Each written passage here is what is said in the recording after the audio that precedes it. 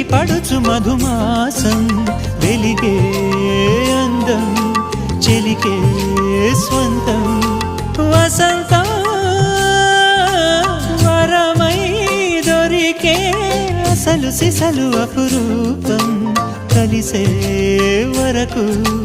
కలలో జరిగే విహారం పుష్యమాసన మనసు నీవో